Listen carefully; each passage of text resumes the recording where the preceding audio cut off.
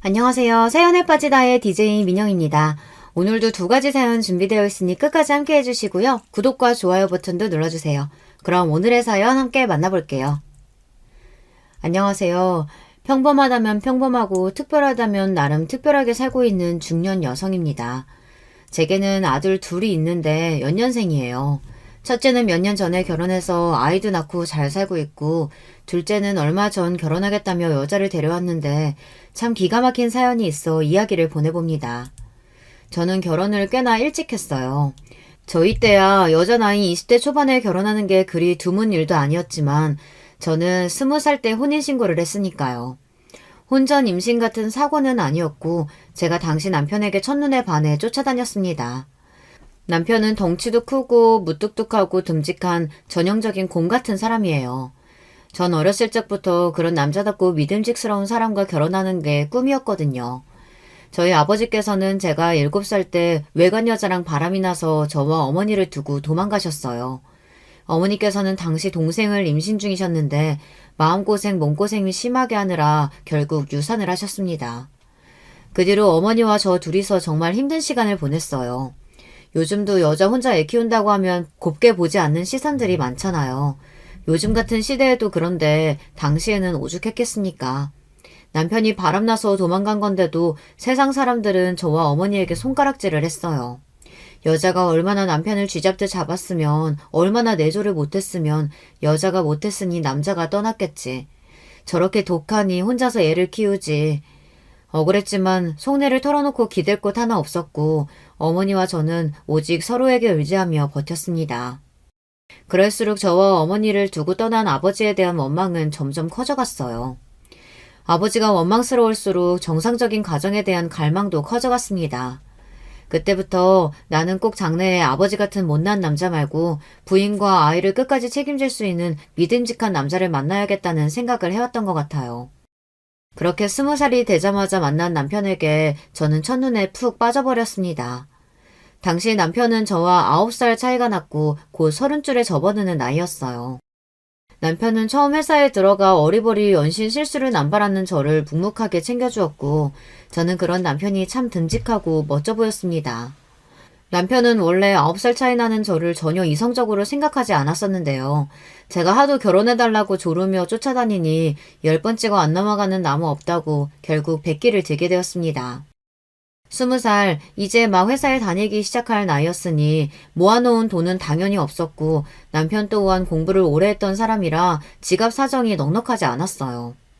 저희 둘은 상의하에 결혼식을 생략하고 살기로 했습니다.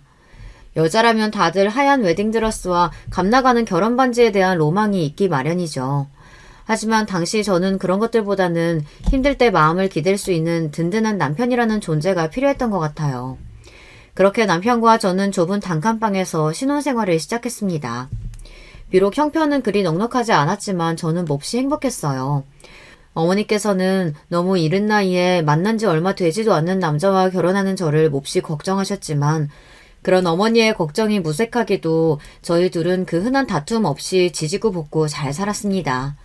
매사에 무뚝뚝하고 덤덤한 남편과 다르게 저는 항상 호들갑을 떨고 남의 일에 관심이 많은 편이에요. 서로 정반대인 성격이라 자주 싸울 것 같지만 오히려 저와 남편은 서로의 단점을 보완해줄 때가 많았습니다. 남편이 미처 신경 쓰지 못한 부분을 제 오지랖을 발동에 채워넣기도 하고 제가 덤벙덤벙 실수하며 빠뜨린 부분을 남편이 꼼꼼하게 챙겨주기도 했어요. 주변에서는 다들 어쩜 저렇게 서로 잘 맞는 짝을 만났냐며 결혼 잘했다고 입을 모아 말했습니다. 저 또한 지금도 그렇게 생각해요. 저와 남편은 정말 운명의 짝이 따로 없다고요. 너무 자랑만 늘어놓은 것 같아서 조금 민망하지만 너그러이 이해해 주세요. 제가 어딜 가면 항상 듣는 소리가 바로 팔불출이거든요. 이 나이 먹고 입만 열면 남편 자랑하는 여자가 어디 흔한가요? 그만큼 남편이 제게 잘하기도 하고 저 또한 남편에게 늘 고맙고 더 잘해야지 하는 마음으로 살고 있습니다. 남편과 결혼한 지 2년 차에 저희 부부에게는 첫째 아이가 생겼어요. 사실 아이를 임신하기 전까지도 참 긴 사연이 있었습니다. 저희 아버지께서 제가 어렸을 적에 외간 여자랑 바람이 나 도망갔다는 얘기 드렸었죠. 너무 어렸을 적이라 정확하게 기억이 나는 것은 아니지만 아버지와 어머니가 언성을 높이며 싸우실 때 아버지가 어머니께 했던 말들을 어렴풋이 기억하고 있습니다. 당신 결혼하고 살이 너무 쪘다. 관리 좀 해라. 다른 여자들은 임신해도 애 낳으면 처녀젖처럼 날씬해진다던데 당신은 뭐냐. 아버지께서는 주로 어머니의 외모를 지적하며 자존감을 깎아먹는 말들을 하셨어요. 어머니께서는 조금 살집이 있으신 편이었거든요. 어머니께서 말씀하시기로는 아버지와 결혼하기 전 처녀적에는 연예인 뺨칠 정도로 날씬했고 남자들이 줄을 서서 따라다녔다고 하셨어요. 그러면서 본인이 보는 눈이 없어 그 중에서도 하필 저런 남자를 골랐으니 누굴 탓하겠냐 한숨을 쉬곤 하셨습니다. 결혼 생활에서 각자의 외모를 관리하고 처녀 총각 시절처럼 멋있고 예쁘게 꾸미는 것도 중요한 일이기는 합니다만 우리가 언제까지고 혈기왕성한 20대, 30대의 젊은 나이로 머물지는 않잖아요. 사람이 나이가 들면 당연히 피부가 처지고 주름이 생기고 못난 부분이 생기기 마련인데 그런 자연스러운 변화를 받아들이고 상대방의 있는 그대로의 모습을 사랑할 줄 알아야 진정한 부부라고 할 수 있지 않을까요? 게다가 그냥 살이 찐 것도 아니고 본인 아이를 임신하고 출산하느라 살이 오르고 외모가 망가진 아내한테 그런 식으로 지적을 하다뇨. 그런 뻔뻔하고 파렴치한 인간이니 아내와 아이를 두고 바람을 피웠던 거겠지만요.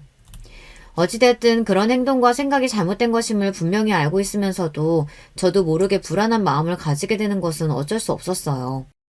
혹시 제 남편도 나중에 제가 살이 찌거나 외모가 못나지면 저를 두고 다른 여자를 몰래 만나는 게 아닐까. 아버지가 저와 어머니를 두고 도망가신 것처럼 도망가버리는 게 아닐까. 그런 사람이 아니라는 걸 알고 있으면서도 저도 모르게 걱정이 되더라고요. 그래서 점점 제 외모를 가꾸는 일에 집착하게 되었고 남편에 대한 의심도 날이 갈수록 커지게 되었습니다. 사실 당연한 말이지만 제 외모가 그리 잘난 편은 아니에요. 그냥 어디서나 볼 수 있는 평범한 여자고 외모를 가꾼다고 가꿔봤자 연예인들처럼 입이 떡 벌어질 정도로 예뻐질 수도 없습니다. 남편도 제가 예뻐서 제 외모를 보고 결혼한 것은 아니었어요. 그렇지만 불안한 마음은 어쩔 수가 없었어요. 회사의 새로운 여직원이 나보다 어리거나 피부가 좋아 보이면 그날 밤을 새서 오이로 팩을 하고 다른 여직원이 새로운 헤어스타일을 하고 오면 저도 새로운 립스틱이라도 사서 하나 바르고 남편은 그런 저를 보며 그렇게까지 하지 않아도 충분히 예쁘다. 당신이 어떤 모습이든 다 사랑한다. 안심시켜주려고 노력했지만 아무런 소용이 없었습니다. 남편이 조금이라도 다른 여자에게 친절하거나 예전과 달라진 모습을 보이면 나에 대한 애정이 식은 건가 하는 불안감이 차올랐어요. 보통 연애 때는 상대방에게 잘 보이기 위해 조금 더 행동거지를 신경 쓰기 마련이잖아요. 남편도 마찬가지였고 연애 때와 신혼 때는 항상 제게 하나부터 열까지 다 맞춰줬다면 시간이 흐를수록 그런 모습들이 조금씩 사라지기 시작했습니다.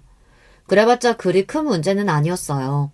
기껏해야 매일 마중 나오는 것을 이틀, 3일에 한 번으로 줄어들고 매번 마시는 것을 제 접시에 먼저 놓아주었던 사람이 어쩌다 한 번씩은 본인 것을 먼저 챙기고 그리 예민하게 받아들일 일도 아니었지만 아버지의 부재로 인해 상처가 제 마음속 깊은 곳에 무의식적으로 남아있었나 봐요. 저도 모르게 날카롭게 굴게 되었습니다. 이제 더 이상 당신 눈에 내가 매력적이지 않냐, 예쁘지 않냐, 다른 여자가 생긴 거냐. 틈만 나면 쏟아내는 투정과 질투, 의심들에 항상 무덤덤하던 남편마저도 점점 지친 티를 내기 시작했어요. 어느 날은 저를 앉혀놓고 9살 어린 여자를 데리고 살기를 결심했을 때부터 어느 정도 각오했던 부분이지만 이건 좀 심한 것 같다. 도대체 본인이 어떻게 해줘야 그런 행동들을 멈출 거냐 물어오더라고요.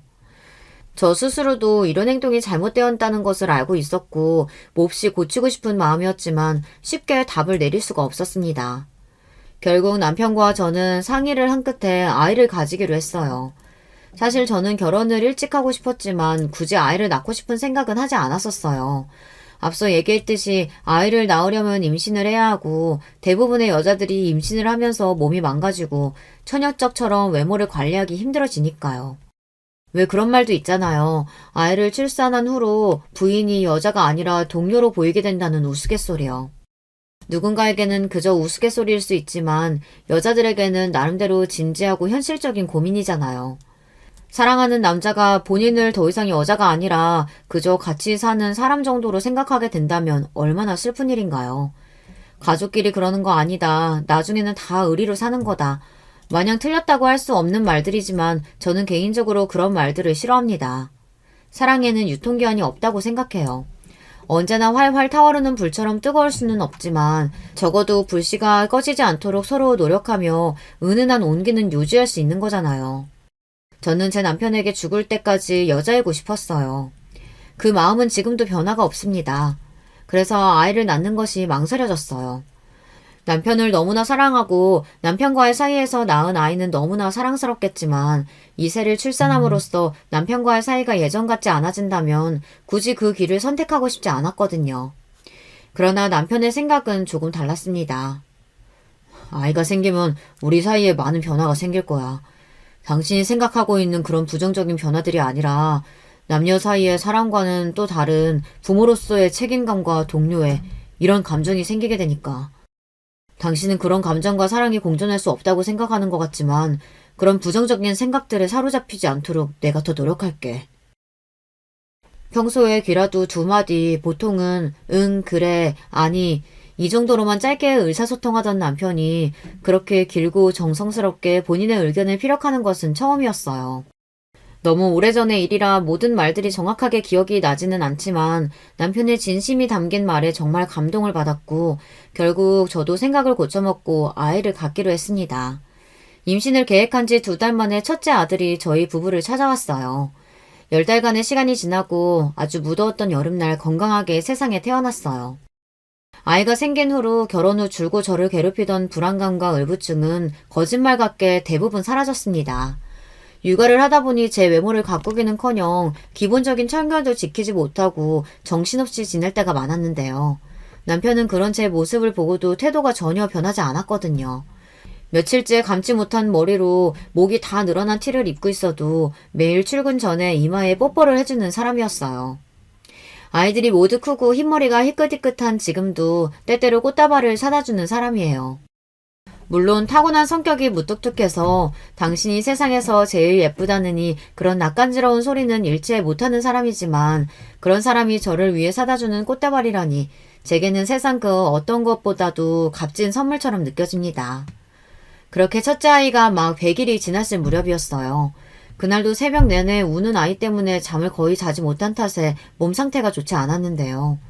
아무래도 느낌이 이상한 거예요. 그동안은 육아 스트레스나 일정하지 못한 생활 패턴 때문에 몸이 좋지 않다고 생각했는데 그날따라 뭔가 싸한 느낌이 들었습니다. 혹시나 하는 생각에 첫째 아이를 데리고 병원을 찾았는데 임신 1달 차라는 놀라운 검사 결과를 듣게 되었어요. 계획에 전혀 없던 임신이었고 게다가 연년생이라니 마냥 기쁘다기보다는 조금 막막한 기분이 들었습니다. 지금 와서 다시 돌이켜봐도 아이 둘 키우던 그때는 정말 눈코 뜰 새 없이 바쁘고 힘든 시간이었던 것 같아요. 아이가 둘이면 행복은 합산해서 둘이지만 힘듦은 곱산해서 4배라는 말이 있죠. 게다가 둘 다 남자아이라 그런지 장난기가 어찌나 심하던지요. 다니던 직장까지 그만두고 육아에 전념했고 몇 년간은 정말 정신없이 살았습니다. 그렇게 정신없이 아이들을 키우다 보니 어느새 첫째 아들이 학교에 들어갈 나이가 되었어요. 저는 원체 새로운 사람과 만나는 것을 좋아하고 사교 활동을 즐기는 편이에요. 바로 어머니에 들어가게 되었고 첫째 아들 또한 남편보다는 제 성격을 닮아 사교성이 좋은 편이었어요.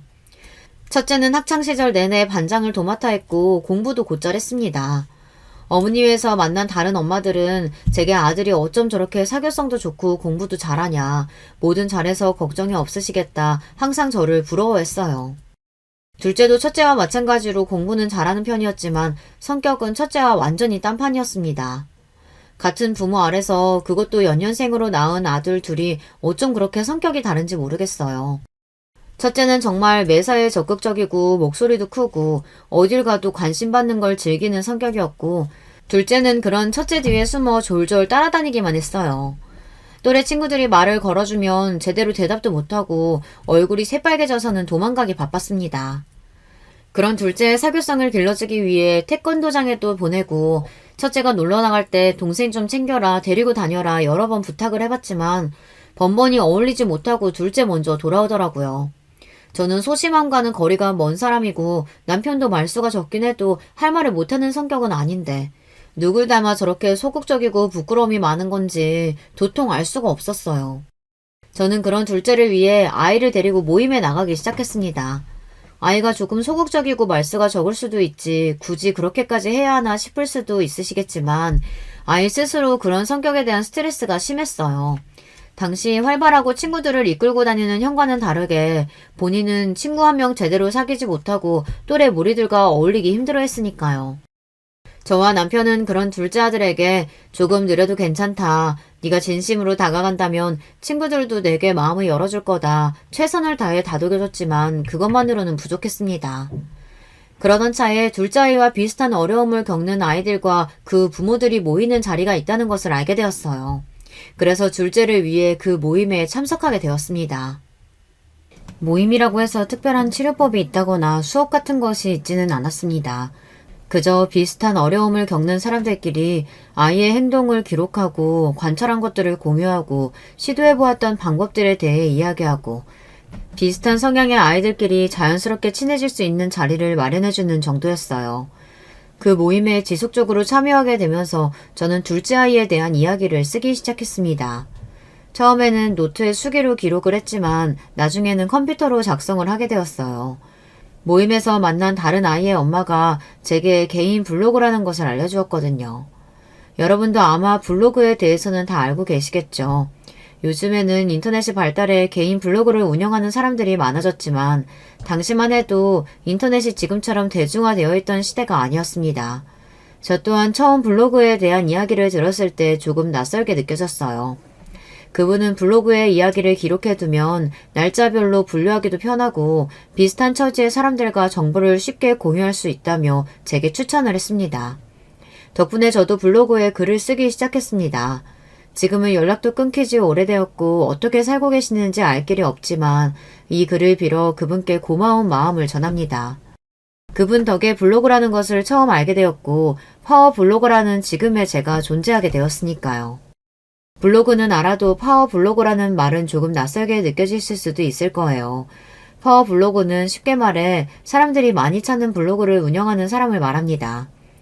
요즘은 블로그가 단순히 개인의 일상을 올리고 정보를 공유하고자 운영하는 공간이라기보단 광고의 수단으로 많이 쓰이고 있어요.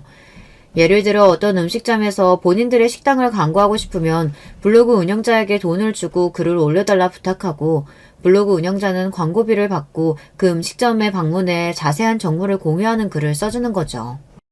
텔레비전 광고보다 돈은 훨씬 적게 들면서도 광고 효과는 비슷하거나 혹은 그 이상으로 좋으니 최근 들어 자주 쓰는 광고 방법이에요. 여러분께서도 유튜브나 인터넷에 올라온 제품 후기나 식당 방문기를 보고 구매를 고려해 본 적이 한 번쯤은 있으시지 않나요? 이런 시대의 흐름에 편승해 블로그 운영을 전업으로 삼는 사람들이 많아지고 있어요. 저도 그중 한 명입니다. 물론 처음부터 제 블로그에 많은 사람들이 찾아준 것은 아니었어요. 처음 제 블로그는 그저 소심하고 발달이 조금 느렸던 둘째 아이의 행동을 관찰하고 기록하는 용도의 공간에 불과했으니까요. 제가 블로그를 더 전문적으로 가꿔나갈 수 있었던 것은 다름 아닌 첫째 며느리의 도움이 컸어요. 꾸준히 모임에 나가며 노력한 덕인지 둘째 아이는 고등학교에 들어갈 무렵에는 주변 사람들과 어울리는 데 큰 어려움을 겪지 않을 정도로 상태가 많이 개선되었어요. 그 뒤로 한동안 제 블로그는 가끔가다 생각나면 가벼운 일상 이야기를 올리는 용도로만 사용되고 있었습니다. 저희 첫째 아들은 저와 남편처럼 결혼을 꽤 일찍 했어요. 26살에 결혼을 하겠다고 여자를 데려왔거든요. 저희 때야 20대 중후반이면 다들 결혼을 했으니 그리 어린 나이는 아니었지만 요즘 세상에 남자 26살 나이에 결혼하는 사람이 어디 흔한가요? 게다가 다른 사람도 아니고 금이야 오기야 키운 저희 집 장남이 그렇게 갑자기 그 어린 나이에 결혼을 하겠다니 처음 결혼 이야기를 들었을 때는 어안이 벙벙했습니다. 혹시 사고를 친 게 아닌가 싶었지만 그것도 아니었어요. 상대 여자가 나이가 좀 많은가 싶었는데 그것도 아니었고요. 첫째 며느리는 아들과 동갑에다 대학 동기였습니다. 저희 아들들이 둘 다 공부를 잘했었다는 얘기는 앞서 했었죠. 첫째 아들은 법대에 갔고 둘째 아들은 의대에 갔어요. 부모 둘 다 그리 명석한 두뇌도 아니고 남들 다 하는 사교육도 그렇게 많이 시켜주지 못하고 키웠는데 두 명 다 자기들끼리 도우면서 알아서 열심히 했었고 지금 생각해도 참 고마운 마음뿐입니다. 첫째 아들과 며느리는 대학교 1학년 때부터 교제를 시작해 내내 서로에게 의지하며 많은 도움이 되었다고 했어요. 첫째 며느리가 먼저 대학을 졸업하고 로스쿨에 갔고 첫째 아들도 졸업 후 같은 로스쿨에 들어가면서 이 여자와 결혼을 해야겠다는 생각이 들었다고 합니다. 어린 나이였지만 확신이 있었고 혹여나 본인이 로스쿨 졸업 후 계속해서 변호사 시험에 낙방하면 결혼할 타이밍을 놓칠 것 같다는 생각에 아무것도 준비된 것은 없었지만 무턱대고 프로포즈를 했다고 해요. 첫째 며느리 또한 본인이 저희 아들과 결혼할 것이라는 막연한 확신이 있었다고요. 본인이 먼저 변호사 시험에 합격해서 기반을 잘 다져놓으면 되는 일이라고 생각했다고 합니다. 참 기특하고 예쁜 아이입니다. 이른 나이에 조금 성급한 결정을 내리는 것은 아닐까 걱정되는 마음은 있었지만 저와 남편 또한 아무것도 준비된 것 없이 서로에 대한 확신 하나만으로 결혼했기에 아이들도 저희처럼 결혼 생활을 잘 풀어나갈 수 있을 거라는 생각이 들었어요. 그렇게 결혼을 허락했고 예상했던 대로 둘은 변호사 시험에 연달아 합격하며 변호사 부부가 되었어요. 번듯한 집도 사고 알콩달콩 잘 살고 있습니다. 첫째 며느리는 첫 만남부터 성격이 참 싹싹하다 느껴졌어요. 그런데 첫째 아들의 이야기를 들어보니 대학교 1학년 당시에는 그리 활발한 성격이 아니었다고 하더라고요. 오히려 그때는 어렸을 적에 둘째 아들처럼 사람들과 어울리기 힘들어하고 눈에 잘 띄지 않는 학생이었대요. 그나들은 그런 며느리를 보고 괜히 마음이 쓰여 먼저 말을 걸게 되었고 그렇게 자연스레 사이가 가까워져 연인이 되었다고 합니다. 언제나 밝고 활기찬 첫째 아들 덕에 첫째 며느리도 교제를 이어가며 점점 성격이 밝아졌고 저와 남편에게 처음 인사를 하러 왔을 때는 싹싹하게 웃으며 먼저 말도 잘 걸고 애가 참 사교성이 좋다는 생각이 들 정도였어요. 부부가 둘 다 밝고 싹싹하니 함께 있으면 언제나 즐거웠고 며느리 한번 참 잘 들였다 싶었습니다. 아까 제가 블로그를 본격적으로 관리하게 된 것이 첫째 며느리 덕분이었다는 이야기를 했었던 거 기억나시죠? 첫째 아들 부부와 술자리를 갔던 중 우연히 블로그 이야기가 나왔거든요.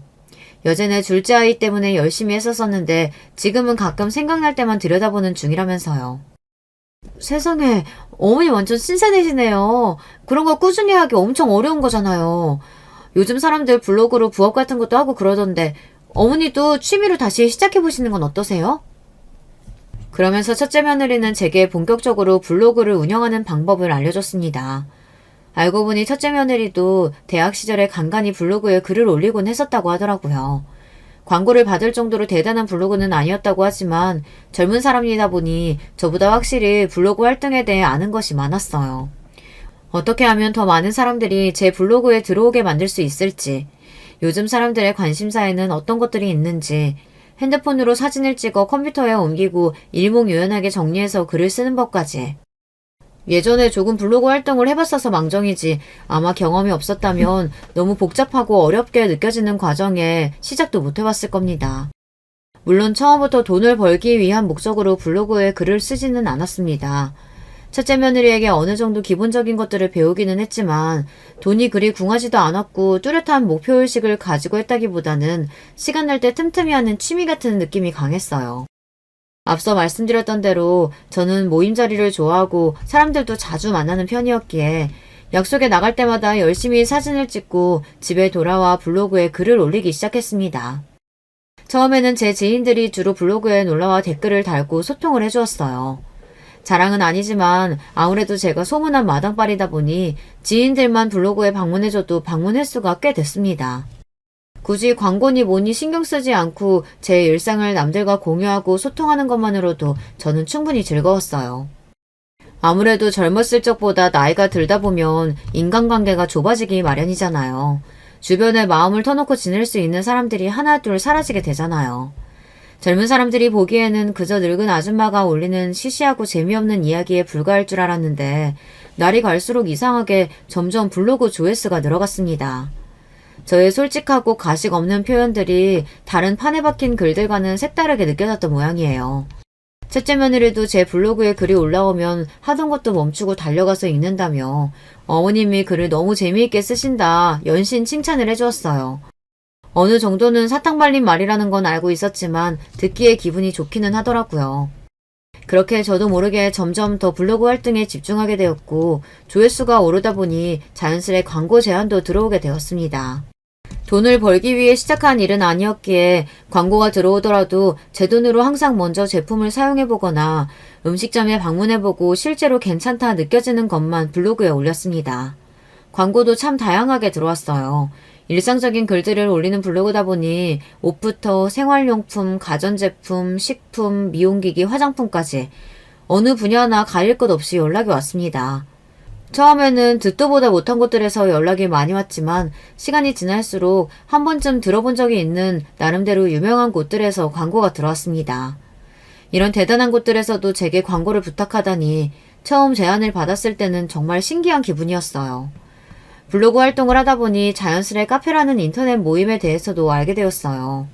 여러분들도 아마 대부분 알고 계실 듯한데 블로그가 본인의 이야기를 올리고 혼자서 관리하는 곳이라면 카페는 여러 명의 사람들이 모여 글을 쓰고 편하게 수다 떠는 인터넷 모임이라고 할 수 있습니다. 카페에도 종류가 참 다양한데 제가 주로 활동하던 카페는 엄마들 모임인 맘카페와 제가 사는 지역 모임, 그리고 화장품이나 미용 이야기를 나누는 뷰티 카페였습니다. 다 늙은 나이에 무슨 뷰티 카페냐 하실 수 있겠지만 저는 젊었을 적부터 지금까지 항상 외모 가꾸는 것에 관심이 많았거든요. 카페에는 연령대 상관없이 많은 사람들이 모여 있으니 요즘 어린 친구들은 어떤 식으로 피부 관리를 하나, 어떤 화장품을 많이 쓰나 자연스레 정보를 얻을 수도 있었어요. 또 젊게 사는 기분이 들어 좋았습니다. 지금도 꾸준히 카페 활동을 하고 있고요. 어떤 사람들은 이런 저를 보며 늙어서 주책이다, 망신살이 뻗쳤다 말하기도 하지만 전 그렇게 생각하지 않습니다. 남들이 제 인생에 왈가왈부하는 것에 대해 일일이 신경 쓰지도 않을 뿐더러 제 블로그와 카페 활동이 추후에 벌어진 일에 아주 큰 역할을 했거든요. 큰아들 부부는 결혼한 지 3년째 되던 해 첫 손주를 임신했습니다. 떡두꺼비 같은 아들이었고 정말 너무 기뻤습니다. 제 아파 낳은 아들들보다도 손자가 더 예뻐 보였으니 말 다 했죠. 저도 결혼을 일찍 하고 큰아들도 아이를 일찍 낳은 편이기에 주변에 손자가 있는 친구가 없어 몰랐었는데 정말 눈에 넣어도 아프지 않는다는 말이 실감이 났습니다. 첫 손주가 돌이 막 지났을 즈음 둘째 아들이 결혼을 하겠다며 여자를 데려왔어요. 아까 둘째 아이는 의대를 갔다고 말씀드렸었죠. 둘째는 대학을 졸업하고 한 성형외과에 들어가 일을 하고 있었어요. 데려온 여자는 그 병원에서 함께 일하는 여의사였고요. 얼굴도 예쁘장하고 성격도 밝은 것이 딱히 흠잡을 것이 없는 아이였어요. 무엇보다 결혼할 당사자들이 서로 좋다는데 제가 굳이 나서서 이것저것 따질 게 있나 싶었습니다. 그렇게 분위기 좋게 자리가 이어졌고 마침 큰아들 부부도 시간이 빈다기에 집으로 불러 6이 함께 저녁을 먹기로 했습니다. 그런데 손주를 안고 집에 도착한 첫째 며느리의 표정이 너무나 좋지 않은 겁니다. 처음에는 몸이 안 좋나 괜히 오라고 했나 싶어 신경이 쓰였는데 가만히 살펴보니 첫째 며느리가 둘째 며느리의 눈치를 살피고 있는 것 같았어요. 둘째 며느리도 첫째 며느리 쪽을 계속 힐끔힐끔 쳐다보는 것 같았고요. 둘이 아는 사이인가 싶었지만 당사자들이 굳이 이야기를 꺼내지 않으니 저도 괜히 아는 척하지 않고 적당히 자리를 마무리하려 했습니다. 식사가 끝나고 둘째 며느리는 너무 즐거운 시간이었다며 빠르게 상견례 날짜를 잡고 싶어 했어요. 저 또한 빠른 시일 내에 답을 주겠다고 말하고 둘째 며느리를 배웅했습니다. 아니 아가, 왜 그래? 괜찮아? 둘째 아들 일행이 현관을 나서자마자 뒤에서 함께 두 사람을 배웅하던 큰며느리가 숨을 급하게 몰아쉬며 바닥에 털썩 쓰러졌어요. 그러더니 갑자기 눈물을 폭포수같이 쏟아내더라고요. 아까부터 뭔가 이상한 눈치더라니 확실히 둘 사이에 무슨 일이 있었구나 싶었습니다. 큰며느리가 진정될 때까지 별다른 재촉 없이 등을 토닥이며 기다려주니 한참을 울던 큰며느리는 몸까지 벌벌 떨며 이야기를 시작했어요. 어머니, 실은 저 고등학교 다닐 때 학교폭력 피해자였어요. 오늘 도련님이 데리고 온 여자가 저를 제일 지독하게 괴롭히던 동창이에요. 처음 봤을 때는 혹시나 했는데 전혀 생각하지도 못했던 이야기에 가족들 모두 몹시 놀랐습니다. 그 뒤로 큰며느리의 입에서 나온 사연은 정말 기가 막혔어요. 큰아들이 첫째 며느리를 처음 만났을 때는 소심하고 조용한 성격이었다고 했던 것 기억하시나요? 알고 보니 원래 지금처럼 밝았던 성격이 학창시절 내내 큰며느리를 괴롭히던 둘째 며느리 때문에 그렇게 변한 것이었어요. 도대체 얼마나 심하게 괴롭힘을 당했길래 저렇게 몸을 벌벌 떨며 울 정도인가 했는데 얘기를 들어보니 분노가 차오르는 수준이었습니다. 두 며느리는 고등학교 1학년 때 처음 만났고 처음 만났을 때까지만 하더라도 둘 사이에 큰 문제가 없었다고 해요. 둘째 며느리는 예쁘장한 얼굴에 집도 잘 살고 공부까지 잘해서 반에서 인기가 많은 아이였고 첫째 며느리는 그때까지만 해도 공부보다는 친구들과 어울리며 노는 것을 더 좋아하는 평범한 학생이었다고 합니다. 둘째 며느리는 반에서 일명 여왕이었다고 해요. 선생님들도 모두 둘째 며느리를 편애했고 반 친구들도 다들 둘째 며느리와 친해지고 싶어 했으니 점점 또래 친구들 사이에서 권력을 휘두르기 시작한 것이죠. 둘째 며느리 눈밖에 나면 친구들과 어울리기 힘들고 반 아이들 모두 둘째 며느리의 비위를 맞추기 위해 살살 눈치를 보게 되었다고 합니다. 그러던 어느 날이었습니다. 첫째 며느리는 우연히 하굣길에 둘째 며느리를 발견했고 반가운 마음에 다가가 인사를 하려고 했어요. 그러나 인사를 하려고 가까이 다가가니 둘째 며느리가 웬 아저씨와 둘이 함께 있더래요. 아버지인가 싶었는데 본의 아니게 대화를 조금 엿들으니 전혀 생각지도 못했던 사이였어요. 알고 보니 둘째 며느리는 나이든 중년 남성과 원조교제를 하고 있었던 것입니다. 그동안 부잣집 딸인 척 학교에 걸치고 왔던 명품들이 전부 원조교제를 통해 얻은 것들이었어요. 실제 둘째 며느리 집은 가난한 형편이었고 그 사실을 첫째 며느리에게 들키자 둘째 며느리는 그날부터 첫째 며느리를 완따시키기 시작했다고 합니다. 첫째 며느리는 비밀을 지켜주겠다, 아무에게도 말하지 않겠다 했지만 아무 소용이 없었어요. 너무나 억울했지만 아무런 방법이 없었습니다. 반 친구들 모두 권력을 잡고 있던 둘째 며느리의 말에 따라 첫째 며느리를 괴롭혔어요. 이전까지 평범하게 어울리며 수다를 떨던 친구들이 모두 하루아침에 첫째 며느리를 외면했습니다. 게다가 항상 붙어다니던 단짝 친구까지 첫째 며느리가 왕따가 되자 냉정하게 돌아서 버렸다고 해요. 처음에는 그저 말을 걸어도 무시하고 없는 사람 취급하는 정도였지만 괴롭힘은 날이 갈수록 심해졌습니다. 둘째 며느리는 친구들을 시켜 첫째 며느리의 물건을 몰래 훔쳐가 버려놓기도 하고 책상 위에 낙서를 해놓기도 하고 헛소문을 퍼뜨리기도 했습니다. 헛소문은 다름 아닌 원조교제와 관련된 이야기였어요. 공지에 몰린 첫째 며느리가 둘째 며느리의 원조교제 사실을 폭로해버릴까봐 선수를 친 것이었죠. 발 없는 말이 천리 간다고 아무런 증거도 없었지만 그런 자극적인 이야기는 걷잡을 수 없이 순식간에 퍼져나갔고 학교 아이들은 첫째 며느리에게 차마 입에 담을 수도 없는 단어를 사용하며 조롱했다고 합니다. 첫째 며느리의 부모님께서는 며느리가 어렸을 적부터 맞벌이를 하셨고 항상 회사 일로 바쁘셨다고 해요. 첫째 며느리는 그렇지 않아도 일에 치여 힘든 일상을 보내시는 부모님께 본인까지 짐을 지워드리고 싶지 않았다고 합니다. 그렇게 고등학교 3년 내내 혼자서 지독한 괴롭힘을 견뎌냈고 너무나 힘들고 고통스러워 나쁜 선택을 하고 싶었을 때도 많았다고 해요. 처음엔 둘째 며느리가 너무 원망스러웠지만 시간이 지날수록 그 아이가 무서워졌다고 합니다. 신체적인 폭력은 일절 없었지만 언제나 그 아이가 본인을 옥죄고 있는 듯한 기분이 들었다고 해요. 언제나 반 구석에 앉아 눈에 띄지 않기 위해 노력하며 할 수 있는 일이라고는 공부뿐이었고 첫째 며느리는 그렇게 좋은 성적으로 대학에 입학할 수 있었습니다. 대학에 들어가서도 처음에는 사람들과 어울리기 힘들어했지만 큰아들의 도움으로 자연스레 학교 생활에 적응하고 예전의 밝은 성격을 되찾았다고 해요. 하지만 학창시절의 기억은 여전히 큰 트라우마로 남아 큰며느리를 괴롭혔고 큰며느리는 애써 그 기억들을 지우려 노력하고 있다고 합니다. 의대에 들어갔다곤 들었는데 도련님이랑 같은 병원에서 일하고 있을 줄은 정말 몰랐어요. 게다가 결혼을 하겠다니 저 정말 어떡해요, 어머님? 펑펑 눈물을 쏟아내는 첫째 며느리를 보니 속이 너무 상했어요. 큰아이는 길길이 날뛰며 지금 당장 그 여자를 찾아가서 사과를 받아내겠다. 세상에 그런 뻔뻔한 여자가 어디 우리 가족이 되려고 하냐 화를 냈고 남편도 마찬가지였어요. 저 또한 아무리 작은 아들이 그 여자를 좋아한다고 한들 모든 사정을 알게 된 이상 며느리로 들일 생각은 전혀 없었습니다. 뻔뻔하게 거짓말을 하고 다닌 것도 모자라 남을 음해하고 악의적으로 괴롭히고 게다가 어린 나이부터 원조교제 같은 짓을 하고 다니는 싹수 노란 여자를 우리 가족으로 맞이할 수는 없었죠. 몇몇 분들께서는 한쪽 이야기만 듣고 그렇게 무턱대고 판단을 해도 되는 것이냐 말씀하실 수도 있겠지만 제가 아는 큰며느리는 절대 거짓말을 할 아이가 아니었습니다. 아무 이유 없이 남을 음해할 만한 사람은 더더욱 아니었어요. 아직도 본인에게 큰 트라우마가 남아있는 상처를 이야기하면서도 둘째 아들을 먼저 걱정할 정도였으니 말 다 했죠. 게다가 큰며느리는 평소에 형편이 어려워 제대로 된 변호사를 구할 수 없는 사람들을 위해 자원봉사까지 하고 있었습니다. 그런 아이가 왜 손까지 벌벌 떨어가며 거짓말을 하고 연기를 하겠어요.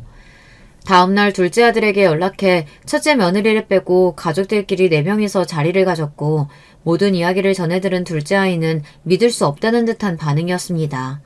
형수님을 믿지 못한다는 건 아니지만 본인에게도 사건을 알아볼 시간을 좀 달라고 했어요.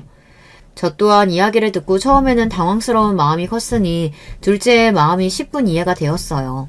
다른 사람도 아니고 결혼까지 하겠다고 부모에게 데려온 여자인데 그런 과거가 있다니 남의 말만 듣고 덜컥 믿어질 리가 없었죠. 그렇게 며칠의 시간이 지난 후 둘째에게서 할 말이 있다며 먼저 연락이 왔습니다. 알아보니 형수님 말이 다 사실이었어요. 그 고등학교 졸업한 것도 맞고 동참 몇 명한테 연락을 해봤는데 학교에서 유명했다고 하더라고요. 그 여자는 알면 알수록 정말 가관이었습니다. 둘째 아이들에게 어렸을 적에 부모가 둘 다 돌아가셨다고 말했었고 출신 지역도 속였다고 하더라고요. 하나부터 10까지 모두 거짓말이었고 둘째 아들은 배신감에 치를 떨었어요. 게다가 그 여자가 전에 일하던 병원과 집이 너무 멀어서 직장을 옮겼다고 했었는데 알고 보니 전에 있던 병원장과 불륜 소동이 나 쫓겨나듯 병원을 옮긴 것이었습니다. 개 버릇 남 못 준다고 어렸을 적부터 돈 많은 남자들과 붙어먹고 다녔으니 나이가 들었어도 비슷한 짓을 하고 다녔던 것이겠죠. 둘째 아들은 아직도 너무 충격이 크다며 어떻게 이런 여자와 결혼을 하려고 생각했는지 모르겠다. 형수님이 정말 생명의 은인이 따로 없다 말했어요. 저 또한 그런 여자를 며느리로 들이지 않게 해준 큰며느리에게 너무나 고마운 마음이었습니다. 그 여자를 며느리로 들일 수 없는 것은 물론 아직도 트라우마로 고통받는 큰며느리를 위해서라도 이대로 넘어갈 수는 없었어요. 학창시절 큰며느리를 이유 없이 괴롭힌 죄, 뻔뻔한 거짓말로 우리 식구들을 속여 결혼하려고 한 죄, 그 죄값을 반드시 제대로 치르게 해주겠다는 생각이었습니다. 처음에는 단순히 그 여자가 지금 일하고 있는 병원에 학교폭력 사실과 전 병원에서 병원장과 불륜이 나 직장을 옮긴 것이라는 사실을 폭로해버릴까 했지만 겨우 그 정도로는 분이 풀리지 않을 것 같았어요. 그 병원에서 망신을 당하고 잘린다고 한들 잠깐이고 다른 병원에 또 금방 들어갈 수 있을 테니까요. 어떻게 해서든 평생 본인의 행동을 후회하게 할 만한 제대로 된 복수를 해주고 싶었어요. 그렇게 벼르고 있던 차에 아주 좋은 건수가 생기게 되었습니다. 둘째 아들도 저와 마찬가지로 복수를 단단히 벼르고 있었기에 호시탐탐 기회를 노리고 있었는데요. 그 여자의 핸드폰에서 정말 충격적인 것들을 발견하게 된 것입니다. 그 여자는 마취한 환자들의 신체 사진을 마음대로 찍어 본인의 친구들과 공유하고 이 환자는 가슴이 짝짝이네, 수술을 해봤자 너무 늙어서 아무 소용이 없다, 못생긴 년들이 욕심만 많다. 이렇게 환자의 신체에 대해 뒷담화를 하고 있었어요. 게다가 본인의 친구들을 병원으로 불러 개인적인 불법 필러 시술 등을 해주고 개인 통장으로 돈을 받기도 했습니다. 그 대화들을 본 순간 둘째 아들은 이거다라는 생각이 들었고 내역들을 전부 캡처해 본인의 핸드폰으로 옮겼어요. 그 이야기를 전해 듣고 나니 정말 기가 찼습니다. 최악의 인간이라는 사실은 이미 알고 있었지만 예상보다 더 바닥인 수준이었어요. 아무리 생명과 큰 연관이 없는 성형외과에서 일하고 있다지만 의사로서 지켜야 할 기본적인 수칙이 있는 법이잖아요. 어떻게 본인을 믿고 몸을 맡긴 환자들의 사진을 맘대로 찍어 조롱거리로 만들 수가 있는 건지 상식선에서는 도저히 이해가 되지 않는 행동이었어요. 저희 가족들은 모두 머리를 맞대고 복수의 계획을 짜기 시작했습니다. 자세한 이야기를 모두 이곳에 쓸 수는 없지만 저희는 일단 그 여자가 찍은 사진 속 환자들에게 연락을 취해 피해 사실을 알리고 단체 소송을 돕기로 했어요. 저희가 그 사실을 폭로할 수 있어도 고소는 당사자들이 해야 하기 때문이었어요. 저희 큰아들 부부가 변호사라는 것은 기억하시겠죠. 당연히 두 사람이 소송을 맡아 진행하기로 했고 이 사건이 좀 더 많은 사람들에게 알려지게 하기 위해 제 블로그를 이용하기로 했어요. 큰아들 부부의 자문을 받아 최대한 법적으로 문제가 없게 그러면서도 최대한 많은 정보를 담아 폭로글을 제 블로그와 활동하던 게시판에 게시했고 하루에도 몇천 명이 방문하는 블로그였기에 제 생각보다 파급력이 어마어마했습니다. 병원에는 항의 전화가 빗발쳤고 불륜 같은 개인사와 더불어 불법 의료시술과 환자 모욕까지 병원 사람들은 물론이고 글을 읽은 수많은 사람들이 그 가증스러운 여자의 실체에 대해 전부 알게 되었어요. 당시 인터넷에서 꽤 화제가 되었었는데 뉴스에도 이야기가 나왔었고요. 병원에서는 당연히 그런 일이 벌어지고 있는 줄 전혀 몰랐다는 입장이었고 그 여자를 자르고 심각한 병원 이미지 훼손과 계약사항 위반으로 고소를 진행한다고 하더라고요. 하루아침에 본인의 과거가 불특정 다수에게 까발려지고 고소까지 당하게 된 그 여자는 길길이 날뛰었다고 했습니다. 그런 상황에 둘째 아들은 아무것도 모르는 척 당신 그런 여자였냐, 우리 결혼은 없었던 일로 하자 이별을 선언하고 우유히 빠져나왔습니다. 둘째 며느리가 될 뻔했던 그 여자는 둘째 아들에게 큰 며느리 이야기를 꺼내며 혹시 그 여자가 당신한테 무슨 이야기를 한 거냐, 어떻게 결혼할 여자 말은 안 믿고 다른 사람 말을 믿을 수가 있냐, 당신이 내 뒷조사한 거 아니냐 따지고 들었지만 아들은 도대체 무슨 이야기를 하는지 모르겠다며 큰 며느리에게 아무 말도 들은 것 없다 시치미를 뚝 떼고 연락을 끊어버렸다고 했습니다. 그 폭로글에는 여자의 불륜과 병원에 관련된 일들만 담겨있지 학교폭력 이야기는 전혀 없었거든요. 사실 폭로글에 학교폭력 이야기를 담아야 하나 말아야 하나 고민이 많았어요. 마음 같아서는 그 여자가 했던 악행들을 전부 폭로하고 하나하나 세상에 알리고 싶었지만 걸리는 점이 많았습니다. 가장 신경이 쓰였던 것은 학교폭력의 피해자가 다름 아닌 저희 큰며느리라는 사실이었어요. 학교폭력에 대한 이야기가 글에 담긴다면 가해자인 그 여자뿐만이 아니라 피해자인 우리 첫째 며느리에게도 혹여나 좋지 않은 영향이 생길까봐 걱정이 되었기 때문이었어요. 첫째 며느리가 그 여자를 알아봤던 것처럼 그 여자도 첫째 며느리를 알아봤고 타이밍 좋게 이런 폭로글이 터졌다면 분명 우리 가족들을 의심하게 될 테니 여러모로 학교폭력 이야기는 담지 않는 것이 맞는다는 생각이 들었어요. 큰아들 부부 또한 여러모로 따져봤을 때 굳이 밝혀서 좋을 것이 없다는 입장이었고요. 그 여자는 그렇게 하루아침에 모든 것을 잃고 길바닥으로 나앉게 되었습니다. 단체 고소와 병원 소송도 진행되고 있었고 인터넷에 떠들썩하게 그 여자에 대한 이야기가 화제가 되었으니 정말 운이 좋아 소송이 끝나고 새로운 병원에 들어가게 된다고 하더라도 꼬투리가 잡히는 건 금방이었어요. 요즘 네티즌들이 얼마나 예의례하고 끈질긴데요. 게다가 다른 일도 아니고 손품, 발품 팔아 인터넷을 다 뒤져 정보도 찾고 큰돈 들여 하는 성형수술이잖아요. 저 같아도 큰돈 주고 몸을 맡긴 의사가 제가 마취하고 누워있는 사이 제 몸을 찍어 남들에게 보여주고 조롱했다면 배신감이 너무나 클 것 같습니다. 그뿐만이 아니라 명색의 의사라는 인간이 길바닥 무면 의원처럼 지인들에게 불법으로 시술이나 하고 뒤로 돈까지 받아먹었으니 솔직히 말해서 의사 자격이 박탈되어야 마땅하다고 생각해요. 아직 소송이 진행 중이니 결과가 어떻게 될런지는 알 수 없겠지만 저희 가족 모두 한마음 한뜻으로 그 여자가 적법한 벌을 받기만 바라고 있습니다. 물론 저도 제 블로그에 특정 인물의 정보가 담긴 폭로글을 올렸으니 법적으로 완전히 아무런 문제가 없기는 힘들었어요. 얼마 지나지 않아 폭로글을 내려야 했지만 변호사 2명의 자문을 받아 올린 글이라 그런지 기껏해야 벌금형 수준이었어요. 그 여자는 제 글 때문에 내 인생 완전히 망했는데 겨우 벌금형이라니 말이 안 되나며 길길이 날뛰었다고 하더라고요. 입은 삐뚤어져도 말은 바로 하라고 제 글 때문에 인생이 망한 게 아니라 본인의 행동 때문에 이런 결과가 오게 된 것이라는 건 왜 생각을 하지 못하는지 모르겠습니다. 그걸 스스로 깨달을 수 있는 수준의 인간이었다면 애초에 그런 짓을 해오지도 않았겠지만요. 큰며느리는 본인 때문에 괜히 큰일에 말려들게 한 것 같다며 우리 가족들에게 몹시 미안해했어요. 저는 그런 며느리에게 전혀 그런 생각할 필요 없다. 오히려 네 덕분에 그런 여자를 가족으로 맞이하지 않게 되어 다행이다 말해주었습니다. 게다가 이 일을 겪으면서 네 마음속 응어리져 있던 나쁜 기억들을 더 이상 외면하지 않고 마주볼 수 있게 되지 않았냐. 조금 늦긴 했지만 이제라도 그 여자를 다시 만난 건 네 마음의 짐을 이렇게 덜어낼 수 있도록 하늘에서 주신 기회일지도 모르겠다고 이야기했습니다. 한때나마 믿고 사랑했던 여자의 실체에 충격받고 힘들어했던 둘째도 지금은 마음의 안정을 찾아가는 중입니다. 큰며느리는 가족들 덕분에 외면해왔던 과거의 상처를 마주하고 그 트라우마를 극복할 수 있게 된 것 같다고 하네요.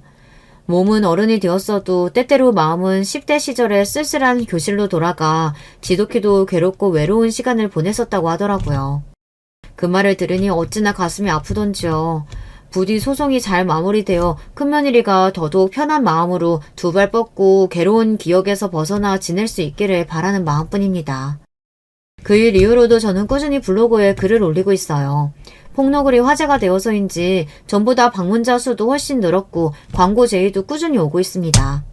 다만 한동안은 광고는 받지 않고 다시 초심으로 돌아가 제 일상 이야기와 세상에 선한 영향력을 줄 수 있는 이야기들을 적어볼 예정이에요.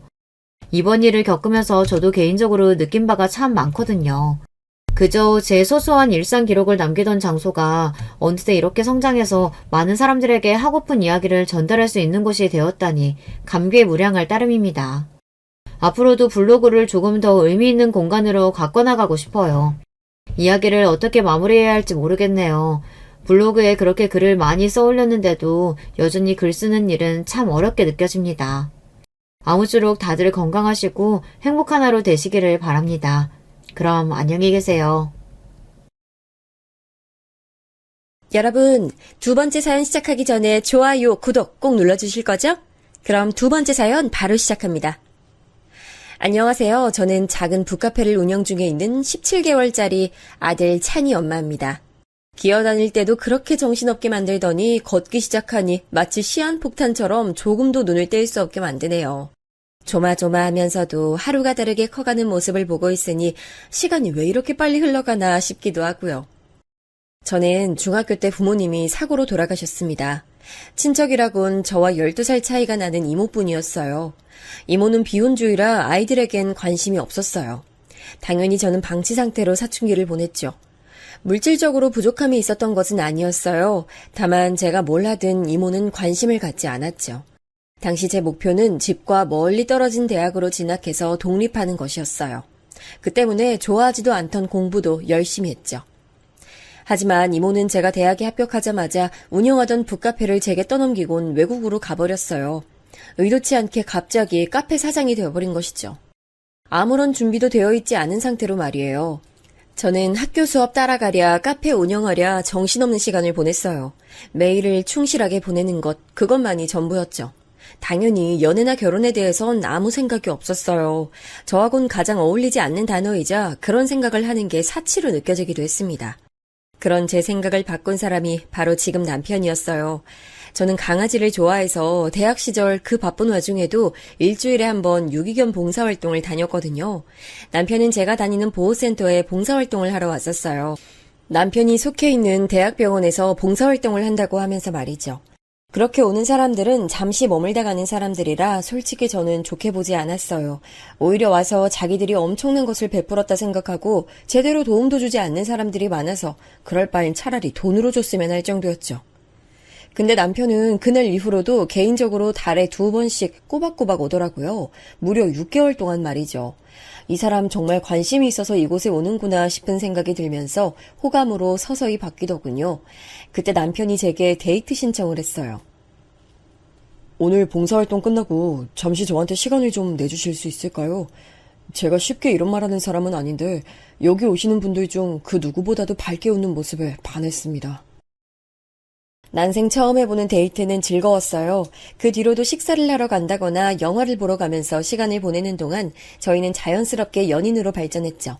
남편은 제게 결혼을 전제로 만났으면 좋겠다고 하더군요. 문제는 그때부터였어요. 남편은 자신의 가족에 대해 제게 말해줬어요. 대학병원의 신경외과 의사인 남편에겐 남동생이 하나 있었어요. 남동생 역시 같은 병원 산부인과 의사였죠. 거기다 동생은 일찍 결혼했는데 그 상대가 약사더라고요. 정말이지 입이 떡 벌어지는 그런 가족관계였어요. 저는 바로 단칼에 더 이상의 만남은 하지 않는 게 좋겠다며 거절했어요. 차이가 나도 어느 정도지 의사의 약사뿐인 가족 구성원으로 제가 들어간다는 걸 상상하는 것만으로도 소름이 돋았죠. 우리 서로 잘 통하고 함께 있으면 즐겁잖아. 아니야? 너 내가 의사라서 만났어? 아니잖아. 당신이 의사여서 만난 건 아니지만 너무 부담스러워. 결혼이 우리 둘만 좋다고 하는 게 아니잖아. 하지만 남편은 그런 배경에 왜 신경을 쓰냐며 저를 끈질기게 설득했어요. 그리고 그 설득에 결국 넘어가고 말았죠. 처음 시댁 식구들을 만나는 자리에서 저는 주눅 들지 않으려고 미리 청심환까지 먹고 갔어요. 서방님도 동서도 저를 반갑게 맞이해줬죠. 그 자리엔 서방님네 아이들도 왔었는데 동서를 꼭 닮았더라고요. 그 화기애애한 분위기 속에서 꼿꼿하게 앉으셔서는 저를 품평하듯 위아래로 훑어보는 분이 계셨죠. 바로 시어머니셨어요. 혼자서 아들 둘을 의대 보냈다는 자부심이 엄청 대단하시다고 남편에게 들었는데 정말이지 포스가 장난 아니시더라고요. 대학은 어디 나왔니? 지금 카페 운영한다고 들었는데 위치가 어디야? 월 수입은? 어머니, 무슨 면접 보시는 것도 아니고 학벌이니 수입이니 그런 건 왜 물어보세요? 그냥 궁금해서 그러지. 어디서 널 만났을까 하고 말이야. 접점이라곤 전혀 없는 것 같은데 혹시 뭔가 노리고 눌러붙은 건 아닌가 싶어서 말이지. 의사 남편이 어디 쉽게 구해지니? 저는 단순 오해라고 하기엔 너무나도 악의적인 말씀에 잠깐 화가 치밀어 올랐지만 침착하게 대답했어요. K대 경영학과 나왔습니다. 유기견 보호센터에서 봉사활동하다 만났어요. 그곳은 제가 대학 시절부터 줄곧 다니던 곳이에요. 말씀하시는 것처럼 의사인 거 알고 접근한 건 더더욱 아닙니다. 따지듯이 말할 생각은 아니었지만 좋은 말이 나오진 않더군요. 시어머니는 그런 제 반응은 안중에도 없다는 듯 혼잣말을 중얼거리셨어요. 사람 속을 누가 알아서. 알았다. 그만 좀 하세요, 어머니. 괜히 트집은. 내가 뭘 했다고 너네 나한테 난리야. 참나. 아주 사람 홀리는 재주라도 있나 보다. 본지 얼마 되지 않는 너까지 이렇게 말하는 거 보니. 어머니, 시어머니는 남편이 나서서 인상을 쓰자 겨우 농담이었다고 말씀하시며 제게 기분 나빠하지 말라고 하셨죠. 도대체 어디가 농담인지 전혀 알 수 없었지만 시어머니는 아주 뻔뻔하게 웃으면서 넘기셨어요. 제 인생 있어서 가장 기분 나쁜 식사 자리였죠. 그 뒤로 시어머니를 제외한 서방님 내외와 따로 자리를 가졌는데 그날은 정말이지 웃으면서 즐겁게 이야기를 나눌 수 있었어요. 냉탕과 온탕을 겪은 기분이 든 저는 남편과의 결혼이 과연 옳은 것일까 다시 생각하게 됐어요. 시어머니가 쉽게 바뀔 것 같지 않았거든요. 하지만 시어머니만 아니면 정말 완벽했어요. 오랜 고민 끝에 저는 다른 가족들을 믿고 결혼을 하기로 결심했습니다. 제 이런 생각은 너무나도 안일했어요. 시어머니께서는 다른 가족들 앞에서는 아무렇지 않은 척 하셨지만 저와 단둘이 남게 되면 제 움직임 하나하나에 다 잔소리를 퍼붓고 계셨죠. 결혼하자마자 집안 행사에 대해 줄줄이 나열하시면서 앞으로 제가 다 챙겨야 한다고 하시더라고요. 분명 시어머니는 기독교를 믿는다고 들었는데 제사가 있는 게 아이러니하다 싶었죠. 나중에 남편에게 물어보니 시어머니만 기독교일 뿐 돌아가신 시아버님이나 다른 가족들은 무교라고 하더라고요. 그래서 제사를 챙기고 있다고 알려졌죠.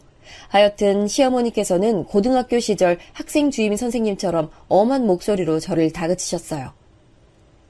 맏며느리 자리가 어디 쉬운 줄 알았어?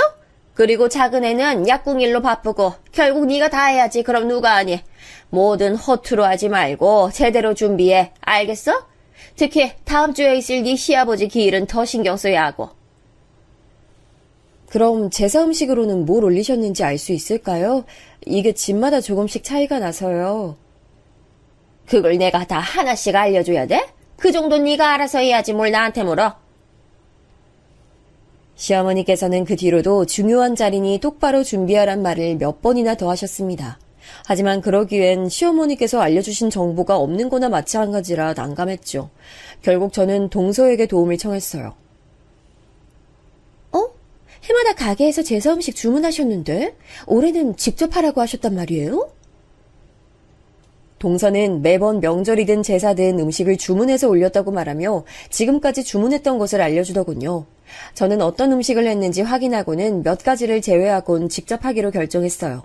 분명 제가 주문을 해서 상을 차리면 시어머니께서는 옳다구나 하면서 저를 볶아대실 게 불보듯 뻔했거든요. 다행히 저도 부모님 제사를 중학교 이후로 줄곧 준비했기 때문에 요리엔 자신이 있었고요. 제사 당일 저는 준비한 음식을 가지고 시댁을 찾았어요. 제기가 이미 가득 준비되어 있더라고요. 시어머니께서는 제 행동을 하나도 놓치지 않겠다고 다짐한 사람처럼 뚫어져라 바라보셨죠. 저는 그런 시선에도 자신있게 음식을 준비했어요. 꼬투리를 잡을 만한 것이 없다고 판단되셨는지 시어머니께서는 이번에 음식을 하나씩 집어드시면서 잔소리를 하셨죠. 산적이 왜 이렇게 짜니? 아유, 무슨 소금을 한 바가지 부었어? 그리고 이 육전은 왜 이렇게 흐물거리고? 제대로 익힌 건 맞아? 아우, 잡채는 왜 이렇게 달궈? 너 혀가 어떻게 된 거 아니야? 아니, 무슨 음식 맛을 제대로 맞출 줄을 몰라. 저는 몇 번을 먹어도 평범한 맛이었는데 도대체 시어머니께서는 왜 이렇게 지적이 많으실까 이해가 되지 않았죠. 그럼 어머니께서 간을 좀 맞춰주세요. 그럼 제가 기억했다가 다음에 제대로 할게요. 참다 못한 제가 조미료통을 앞으로 내밀며 시어머니께 말씀드렸죠. 시어머니께서는 제가 그렇게 나올 줄 모르셨던 건지 잠깐 당황하는 것처럼 보였지만 이내 노발대발하셨어요. 이게 시어머니를 아랫사람 부리듯이 부리려고 하네? 지금 너 내가 한 소리 했다고 이러는 거야? 세상에 어디 며느리 무서워서 무슨 말을 하겠어? 이렇게 눈을 부라리면서 덤비는데 아이고 무섭다 무서워. 어머님, 제가 언제 눈을 부라렸다고 그러세요. 아직 제가 가족들 입맛을 모르니 알려달라고 말씀드린 건데. 아주 끝까지 치만 잘랐지. 됐다 됐어. 이래서 가정교육이 잘 되어 있는 애를 들여야 된다니까. 시어머니께서는 더 이상 저와는 말을 섞고 싶지 않다고 말씀하시면서 안으로 들어가셨어요. 저는 속으로 화를 삼키면서 상차림을 마무리했죠. 상황을 모르는 남편과 서방님은 오자마자 저번보다 음식이 맛있다고 좋아했죠. 동서도 제게 음식을 정말 잘하시는 것 같다며 부럽다고 말했고요. 가족들 칭찬이 이어지자 시어머니 표정은 점점 더 험악하게 변했어요. 힘들게 만든 요리를 가족들이 맛있게 먹으면서 칭찬해 주셔서 기분은 좋았어요. 하지만 시어머니의 표정을 보니 앞으로 더 험한 일들이 생기지 않을까 걱정이 되기도 했죠. 시어머니께서는 아들들 앞이라고 아무 말씀도 하지 않으셨죠. 그리고 제 걱정은 금방 현실이 됐어요. 서방님과 동서 사이엔 아이가 둘이 있었는데 어린이집을 다녀오면 동서가 퇴근할 때까지 시어머니께서 돌보고 계셨다고 해요. 하루는 저녁 약속이 있으시다고 하시면서 제게 두 아이를 케어하라고 하시더니 그 뒤로는 계속 저더러 챙기라고 하셨어요. 딱히 할 일도 없는데 그거라도 하라고 말이죠. 워낙 순한 아이들이라 힘든 점은 없었어요. 낯가림이 있는 것도 아니었고요. 거기다 제가 북카페를 하다 보니 책상 외에도 편하게 누워서 책을 볼 수 있도록 개인 공간을 만들어뒀거든요. 그중에서 계산대에 가장 가까운 곳에 장난감과 책을 넣어두면 울지도 않고 자기들끼리 너무 잘 놀더라고요. 하지만 둘 다 남자아이라 장난기가 얼마나 심한지 조금만 신경을 딴 곳에 두고 있으면 자기들끼리 싸우기도 잘 싸워서 늘 정신이 아이들에게 가 있어야 했죠. 하루는 자기들끼리 책으로 장난을 치다가 손을 베었더라고요. 음료를 만들고 있는데 둘이서 피가 난다고 쪼르르 달려오는데 심장이 멈추는 기분이 들었죠. 피가 금방 멈추긴 했는데 생각보다 깊게 베인 것 같아서 보는 제가 다 눈물이 날 것 같았어요. 아이들은 눈물 하나 흘리지 않는데 말이죠. 저녁에 동서가 아이들을 데리러 왔는데 너무 미안하더라고요. 동서는 이 정도는 다친 것에 들지도 않는다고 하면서 남자아이들이라 더 심하게 다친 적도 한두 번이 아니라며 괜찮다고 하지만 마음은 여전히 무거웠어요. 그런데 동서가 돌아간 뒤 얼마 되지 않아 시어머니께 전화가 왔어요. 너는 애도 제대로 못 돌보고 뭐 하는데? 길에서 방금 만났는데 손을 다쳤더라? 내가 애 좀 보라고 했다고 혹시 괴롭혔니? 아니면 화풀이라도 했어? 저는 무서운 소리를 아무렇지 않게 말씀하시는 시어머니 때문에 머릿속이 하얗게 변했어요. 아니 어떻게 하면 제가 아이들을 괴롭혔다고 생각하실 수 있는지 정말이지 참기 힘들었죠. 어머니, 제가 뭘 했다고 그런 무서운 말씀을 아무렇지 않게 하실 수 있어요? 아이들끼리 책 보면서 장난치다 다친 거예요. 제가 손님 음료 만든다고 잠시 한눈 판 건 맞지만 제가 아이들을 괴롭혔다니요. 손님이 있으면 얼마나 있다고. 그리고 일하는 애들도 있다며. 근데 네가 뭘 해? 안 봐도 뻔하지. 지 새끼들 아니라고 그냥 처박아두고 나 몰라라 했겠지. 어머니, 제가 하는 게 그렇게 불안하시면 그렇게 말씀하지 마시고 어머님이 하시면 되겠네요. 제 말에 시어머니께서는 어디서 어른한테 이래라 저래라 하느냐며 더 화를 내셨죠. 그 이후로도 한참을 더 소리를 지르시더니 시어머니께서는 두고 보자고 하시면서 전화를 끊어버렸어요. 얼마 뒤 남편이 들어오면서 오늘 애들 다친 얘기를 하더군요. 이미 시어머니 때문에 예민해져 있던 저는 남편에게도 따발총 쏘듯이 오늘 일을 설명하고는 도대체 왜 제가 범죄자 취급을 받아야 하느냐고 따져 물었어요. 그런 제 모습에 남편도 당황한 듯 제게 잘못했다고 말하려고 물어본 것이 아니라고 했죠. 퇴근길에 시어머니 전화를 받았고 혹시 아이들이 많이 다친 건가 싶어서 동서에게도 전화를 했다고 하더라고요. 난 그냥 너한테 사과하고 싶어서 어머니가 갈수록 억지를 부리시는 것 같아서 재수씨도 나도 너무 미안해서 사과를 하려고 물었던 거야. 미안. 저는 순간 욱해서 남편에게 화풀이를 한 것이 괜히 부끄러웠죠. 남편은 아이들이 큰엄마 가게에서 노는 것이 할머니와 있을 때보다 100배는 더 재미있다고 했다며 시어머니 말에 신경 쓰지 말라고 했어요. 저는 왈칵 눈물이 쏟아질 것 같았어요. 솔직히 시어머니의 말씀에 기분이 나쁘긴 했지만 아이들이 다친 것이 제 탓이란 생각이 머릿속을 떠나지 않았거든요. 그 사건이 있고 나서 저는 아이들과 있을 때는 좀 더 신경을 쓰려고 노력했어요. 시어머니께서는 또 이런 일이 일어나면 경찰에 신고하니 어쩌니 하셨지만 동서는 아이들 키우다 보면 그런 일이 생길 수도 있는 것 아니겠냐며 오히려 제 편을 들어줬죠. 시어머니께서는 제가 착한 동서까지 제 마음대로 휘두른다고 하시면서 더 화를 내셨답니다. 말도 안 되는 트집은 이것뿐만이 아니었어요. 주말엔 교회 친구분들을 집에 초대하기로 했다고 하시면서 저더러 와서 음식을 하라고 하시더군요. 남편은 왜 집으로 초대를 하느냐며 그냥 밖에서 드시라면서 카드를 내밀었지만 시어머니께서는 세 사람이 들어왔다고 다들 보고 싶어하니 꼭 집으로 초대해야겠다고 하셨죠. 어머님 친구분이라고 하니 한 번쯤은 대접을 해드리는 것도 괜찮겠다 싶어서 하겠다고 했는데 세상에나 친구분들이 다 시어머님이랑 비슷하더라고요. 아니 첫째가 인물도 훤하고 거기다 병원에서도 알아주는 의사라고 칭찬하더니 며느리도 참하네. 그래도 아쉽지. 나는 어디 병원 차려준다는 아가씨랑 결혼할 줄 알았어. 중매쟁이들이 이 집을 얼마나 뻔질나게 드나들었어. 병원에 집에 차에 열쇠를 주렁주렁 달고 온다는 사람이 한 트럭은 될걸. 병원 교수님들도 자기 딸이랑 만나보라고 몇 번이나 말했다는데 어쩌겠어. 지가 좋다는데. 시어머니와 친구분들은 저 들으라는 식으로 큰 목소리로 얘기를 나누셨죠. 솔직히 남편의 조건이 좋다는 건 그래서 선자리가 많이 들어왔다는 건 잘 알고 있는 사실이었어요. 특히 교수님들이 이야기는 남편이 직접 제게 이런 일이 있었다고 얘기해주기도 했고요. 알고 있었다고 해서 이렇게 듣는 게 마음 편한 일은 아니잖아요. 답답한 마음에 물을 몇 컵이나 마셨지만 입안이 쓰더군요. 하지만 문제는 한 번이라고 생각했던 이 일이 거의 매주 있었다는 거예요. 시어머니께서는 그 뒤로 주말만 되면 저를 불러 식사 준비를 시키시더라고요. 하루는 남편도 참기 힘들었는지 일찍 퇴근해서는 시어머니께 앞으로 교회에서 식사를 하고 오셨으면 좋겠다고 나서서 한마디 했죠. 새아가 음식 솜씨가 좋다고 다들 오고 싶어 하는데 그러면 어떻게 하니? 이 사람이 요리사는 아니잖아요. 앞으로 주말에 이 사람이랑 갈 곳이 좀 있어서 그러니까 식사는 어머니께서 해결하세요. 새아가가 그러디? 아니 고작 점심 몇 번 부탁한 거 가지고 너한테 뭐라 그래?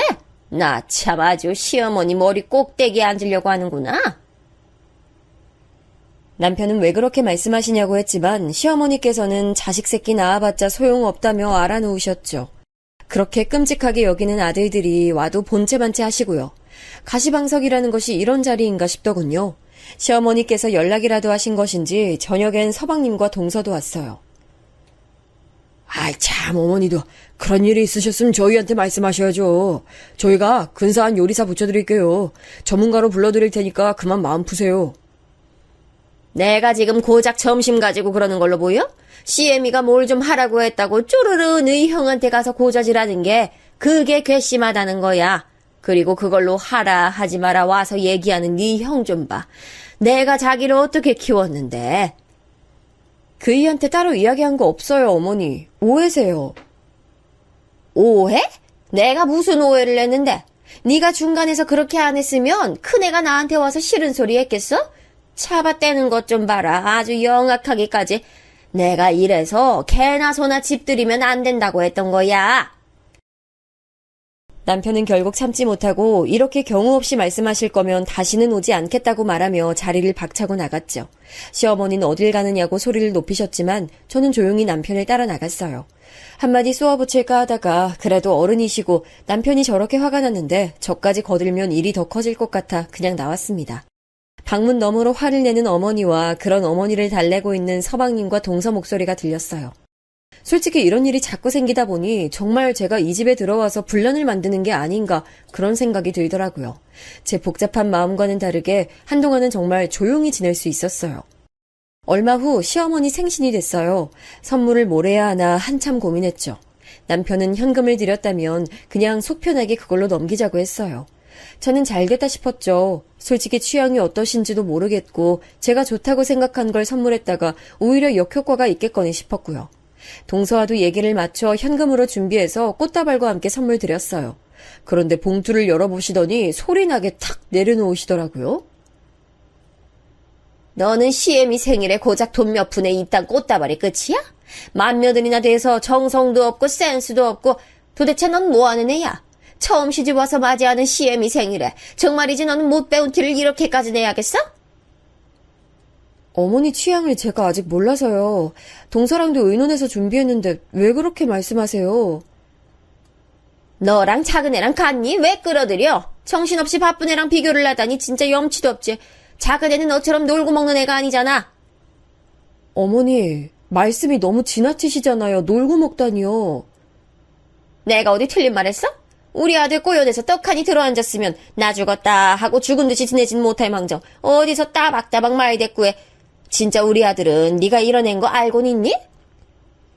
동서가 눈치를 보며 시어머니를 말리자 시어머니는 헛기침을 하시면서 잠시 동서에게 시선을 주셨어요. 아유, 됐다. 네가 저런 것도 형님이라고 얼마나 마음고생 많니? 내가 다 알아. 아니에요, 어머니. 형님께서 얼마나 좋은 분이신데요.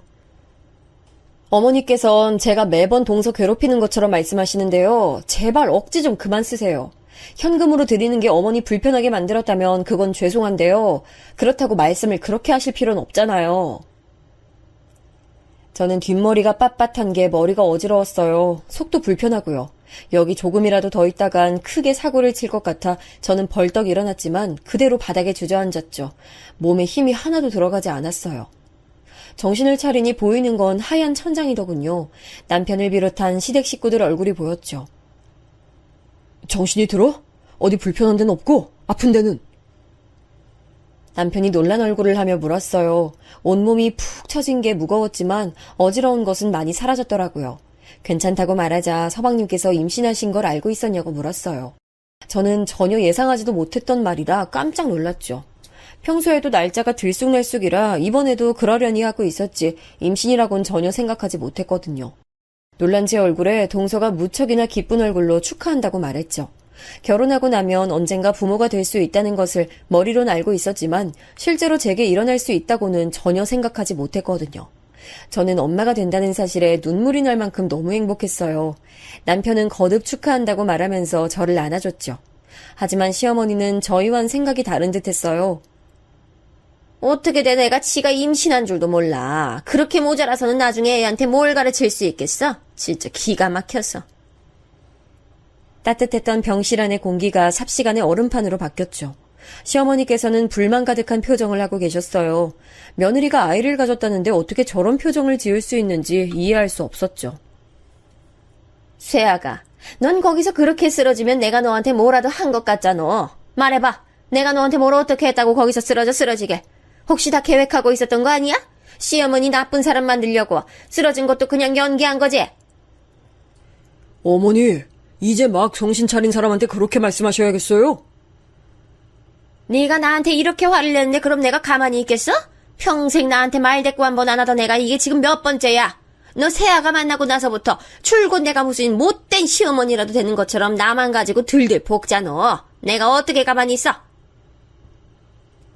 시어머니께서는 화를 참지 못하고 씩씩거리시며 소리를 지르셨어요.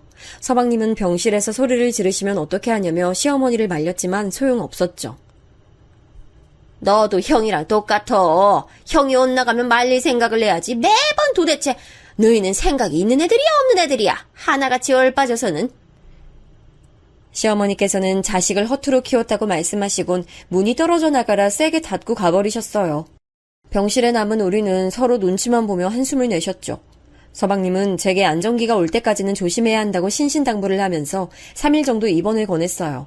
저는 그렇게 나간 시어머니가 신경이 쓰이긴 했지만 남편 말처럼 뱃속 아이만 생각하기로 했죠. 퇴원하고 나서도 한동안은 집 밖에 나가는 걸 조심했어요. 남편이 절대 안정이라고 외치며 집에만 있어야 한다고 해서 시어머니도 저를 찾지 않으시더라고요. 정말이지 결혼하고 이렇게 평화로웠던 순간이 얼마만인가 싶을 정도로 매일이 좋았어요. 하지만 이런 평화는 길지 않았죠. 갑자기 시어머니께서 도시락을 가지고 찾아오셨더라고요. 임신하고 나서 제대로 밥은 챙겨 먹는지 궁금해서 왔다고 하시면서 도시락을 꺼내셨죠. 입덧을 하는 것은 아닌데 제가 음식을 잘 못 먹고 있었거든요. 남편도 그 일로 걱정이 많았는데 혹시 시어머니께 그런 말을 전해서 이러시나 싶은 생각이 들었죠.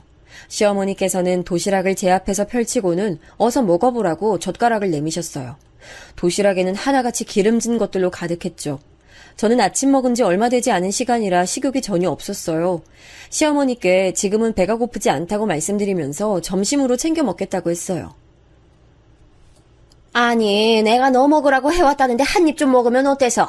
어른이 이렇게까지 했으면 너도 못 이기는 척 그냥 받아주면 안 되니? 아이, 어떻게 이렇게 못되게 굴어? 어머니 아니에요. 제가 원래 많이 먹질 못하는데 오늘 아침을 간만에 많이 먹어서 그래요. 진짜 제가 나중에 챙겨 먹을게요. 정말이에요. 나중엔 무슨 나중에야. 아무리 배가 불러도 그렇지 먹는 신용이라도 좀 해야 될 거 아니야? 시어머니께서는 동그랑땡 하나를 집어들더니 억지로 제 입 앞까지 들이대시면서 빨리 먹으라고 강요하셨어요. 튀김 냄새가 역하게 느껴졌죠. 저는 억지로 하나라도 먹어야 되나 고민이 됐어요. 그때 갑자기 제 폰이 울렸습니다. 시어머니는 신경 쓰지 말고 어서 먹으라고 하셨지만 저는 잽싸게 일어나 폰을 들었죠. 가게에서 중요한 연락이 오기로 했다고 핑계를 대며 문자를 확인했어요. 시어머니는 험한 말을 중얼거리시며 젓가락을 놓으셨죠. 문자를 보니 동서에게서 왔더라고요. 그런데 그 내용이 좀 이상했어요. 형님, 어머니가 가져오신 건 뭐든 절대 먹지 마세요. 저는 깜짝 놀랐어요. 동서가 시어머니가 우리 집에 오신 건 어떻게 알고 있으며 심지어 거기다 먹을 걸 가지고 왔다는 사실은 어떻게 안 건지 소름이 돋았죠. 저는 동서 말대로 시어머니의 반복되는 요구에도 끝까지 음식을 입에 대지 않았어요. 시어머니께서는 자신의 성의를 무시한다고 화를 냈지만 저는 거듭 죄송하다는 말씀만 드렸죠. 됐다. 입이 뭘 고급이라서 이렇게 빼는지 모르겠지만 내 정성을 무시한 건 내가 똑똑히 기억하마. 결국 버럭 화를 내신 시어머니는 나중에라도 꼭 먹으라는 말과 함께 가버리셨죠. 저는 온몸에 진이 다 빠진 기분이었어요. 냉장고에 넣어둘 생각으로 도시락을 다시 정리하는데 벨소리가 울렸죠. 동서가 숨을 몰아쉬고 있더라고요. 이 시간이면 약국에 있어야 할 사람이 여긴 무슨 일인가 의문이 들었죠. 문을 열어주자 동서는 인사도 하지 않고 도시락으로 돌진하며 시어머니가 가져온 게 이거냐고 묻더군요. 저는 황당해서 고개만 끄덕였죠. 동서는 시어머니께서 가져온 가방에 음식을 쓸어 담듯이 담았어요. 저는 이게 무슨 일이냐고 물었지만 동서는 아무것도 먹지 않은 게 확실하냐고 물었죠. 이거 말고 또 가져오신 건요? 형님 정말 아무것도 안 드신 거 확실하죠? 그냥 냉장고에 넣어두려고 정리만 하고 있었어. 동서는 그제야 안도의 숨을 내쉬고는 무슨 밀봉이라도 하듯 도시락을 자신이 가져온 종이 가방에 넣었죠. 동서 얼굴은 하얗게 질리다 못해 창백하기까지 했어요. 동서에게 물을 건네며 괜찮냐고 물었죠. 평소 동서는 어떤 상황에서도 침착한 편이라고 생각했던 터라 이런 상황이 이해가 되지 않았어요. 형님, 앞으로 어머니가 뭘 가져오시든 절대 드시면 안 돼요. 제가 정확하게 알아보고 말씀드리겠지만 하여튼 절대로요. 도대체 이게 다 무슨 일이야? 동서 나한테 뭐 숨기는 거 있어? 알아본다니 뭘 알아본다는 말이야? 아이 뭐야, 나하고 관련된 일이면 속 시원하게 말해줘. 뭐 때문에 동서답지 않게 이래? 저는 답답함에 몇 번을 물었지만 동서는 끝까지 대답을 하지 않았어요. 며칠 뒤 시어머니께서는 또 도시락을 싸오셨어요. 저번 음식은 다 먹었는지 물어보셨죠. 맛있게 먹었다고 말씀드리자 시어머니께서는 고개를 갸웃거리시더니 알 수 없는 말을 중얼거리셨어요. 그리고는 제게 도시락을 또 권하셨죠. 저는 동서에게 급히 문자를 하고는 잘 챙겨두고 먹겠다고 말을 돌렸어요. 하지만 이번에는 시어머니도 호락호락하지 않았죠. 먹는 모습을 보고 가겠다며 억지로 제 입에 밀어넣을 기세였어요. 그때였어요. 문이 열리는 소리와 함께 동서가 허겁지겁 들어오더군요. 그리고는 시어머니 손에서 젓가락을 빼앗아 멀리 던지며 제게 먹은 게 있는지 물었어요. 시어머니는 그런 동서의 얼굴에 충격받은 모습이었죠. 작은 애야, 이게 무슨 경우야? 아이 지금 뭘 던진 거야? 큰애 닮아가는 것도 아니고 이게 다 뭐야? 어머니야말로 지금 무슨 일을 벌리고 계시는 거예요? 저 다 알고 왔어요. 확인도 다 끝냈고요. 제가 이 일을 그냥 넘어갈 것이라고 생각하는 거 아니죠? 아이 무슨 말을 하는지 모르겠구나. 임신한 며느리 음식해서 먹이려는 게 무슨 잘못이야? 아이 작은 애야, 내가 널 어떻게 대했는데 나한테 이렇게 소리를 지를 수 있어, 어떻게? 어머님이 지금 아이를 죽이려고 했는데 그럼 제가 조용히 얘기를 할 수 있겠어요? 동서의 외침이 제 귀에 때려 박혔어요. 아이를 죽이려고 했다니 이게 다 무슨 소린가 믿을 수가 없었죠. 시어머니는 온몸을 부들부들 떨고 계셨어요. 저는 동서에게 무슨 일이냐고 물었지만 동서는 아차 싶은 얼굴로 제게 충격받으시면 안 된다며 심호흡하라고 하더군요. 하지만 제 귀엔 다른 말이 하나도 들리지 않았어요. 아이라니 지금 시어머니가 제 아이를 죽이려고 했다는 말인데 그게 있을 수 있는 일인지 머리가 멍해졌죠. 시어머니는 무서운 이야기를 아무렇지 않게 한다며 동서를 몰아세웠지만 동서는 다 알고 있다며 더 이상 이야기는 하지 말라고 하더라고요. 저는 떨리는 몸을 붙들고 겨우 입을 열었어요. 동서, 얘기해줘. 무슨 말이야 그게? 나한테 숨기지 말고 다 말해줘. 뭘 확인하고 왔다는 거야? 저번에 가져간 음식? 거기서 뭘 확인했는데? 음식을 가져가? 너 먹었다고 하더니 다 거짓말이야? 안 먹고 자근해줬어? 동서는 한숨을 쉬더니 제 손을 꼭 잡곤 충격적인 얘기를 했어요. 시어머니와 죽이 잘 맞는 친구분 중 한 분이 약국을 하시는데 거기에서 일하는 직원 중 한 사람이 동서와 약대 동기라고 하더군요. 하루는 그 친구에게 전화가 왔는데 시어머니께서 약국에 와서는 친구분과 둘이서 쑥덕거리며 비밀 얘기를 나누셨다고 해요. 그 모습이 뭔가 수상쩍어서 슬쩍 엿들었는데 낙태약이 어쩌고 하면서 무언가를 주고받더라는 거죠. 그 소리에 깜짝 놀란 직원이 동서에게 전화를 걸었던 거였어요. 동서는 처음에 직원이 잘못 들었을 것이라고 생각했다고 했어요. 아무리 시어머니가 저를 미워하고 못마땅해 하셔도 뱃속의 아기에게 위해를 가할 것이라곤 조금도 생각할 수 없다고 말이죠. 하지만 그럼에도 불안한 마음에 그 전화를 받고 나서 시댁에 갔었다고 하더라고요. 그리고 주방에서 약을 찾았는데 아무것도 적혀있지 않은 게 수상하다고 생각해 따로 약을 챙겨가 조사를 했대요. 그런데 그 약이 우리나라에선 인정받지 못한 낙태약이었어요. 시댁에 갔더니 약 절반이 없고 음식한 흔적만 남아서 형님께 문자 드렸고요. 그리고 오늘 그 결과가 나왔는데 음식에서 그 성분이 다량 검출됐고요. 지인한테 부탁해서 제일 빨리 알아봐 달라고 했거든요. 그러니까 지금 어머니가 도시락에 낙태약을... 세상에... 어머니! 저는 충격적인 사실에 시어머니를 노려보며 사실이냐고 물었어요. 끝까지 모른다고 하시더군요. 하지만 증거가 너무 명확했기에 그 말을 믿을 수가 없었어요. 순간 오늘 오시자마자 제게 음식을 다 먹었냐고 묻고는 고개를 갸웃거리신 게 생각났죠. 온몸에 소름이 돋으며 머리가 터질 것 같았어요. 심장이 빠르게 뛰는 게 느껴졌죠. 그런데 그때 갑자기 아랫배가 당겨오는 거예요. 순간 큰일 났다는 생각이 들어 배를 움켜쥐었죠. 동서가 바로 119를 부르는 게 들렸어요.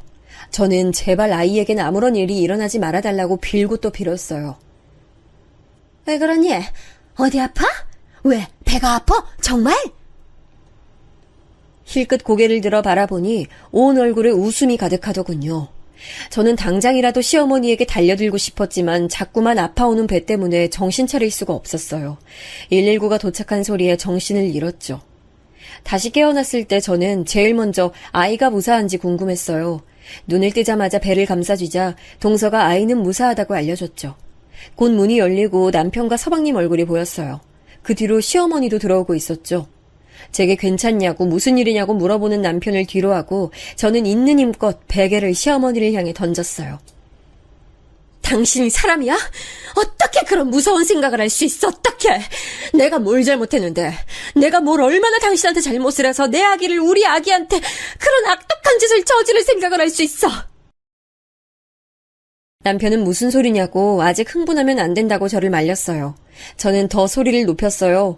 아이를 잃었을지도 모른다는 생각에 목이 터져라 소리를 질렀죠.